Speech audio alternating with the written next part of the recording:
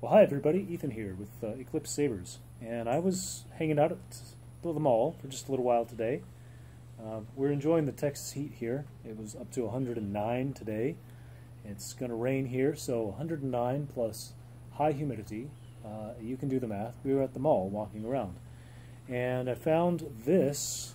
This is the Ultimate Works Flextana. It was on sale at one of the game stores. Somebody had, I guess, pawned it, or because they needed cash, or heaven forbid they stole it, but whatever it was. And the game store didn't even know what it was. So I got it on the cheap, pretty much, and just wanted to do a quick video, giving my first impressions of it.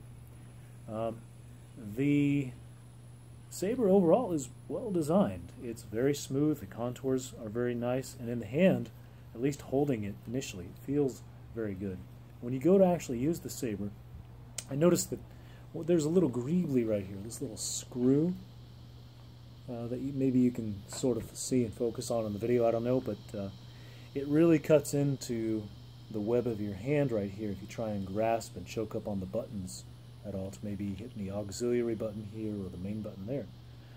So I don't really like that per se, but I found that if I just rotated the saber over so the bunny ears were down, then the auxiliary button, the auxiliary button sort of became like a natural stop for the hand, and the fingers grasp the clamp card area right here, just like you would find some of the sword furniture on your traditional Japanese hilts. So with the saber like upside down, it actually works very well and feels very natural in the hand for wielding. So that is pretty cool. I like the fact that the brass pins are actually brass and screw in. You can screw them out.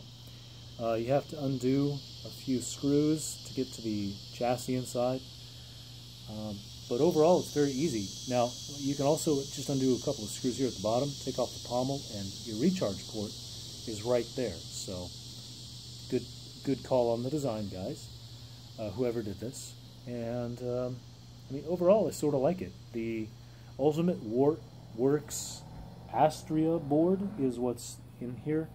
It gives you red, green, blue color features, 6 different sound fonts, and each one of the 6 sound fonts has its own color profile for main blade and flash on clash, but there are also blaster effects and lockup effects. So the board functionally is similar to like Spark Color or Prism type boards from Plector or NEC, irrespectively.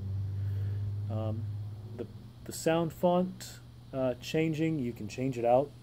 It's a little complicated because if you buy a sound font from like Saber Font, it looks like you have to rename all the files and sort them out in their specific pattern.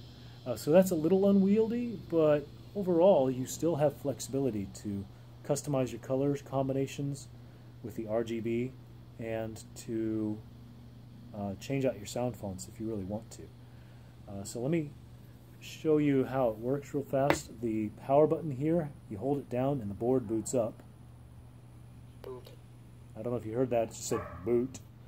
But it always starts out on the first sound font and color combination, which in this case is red. Looks a little orange on the video, but it's red.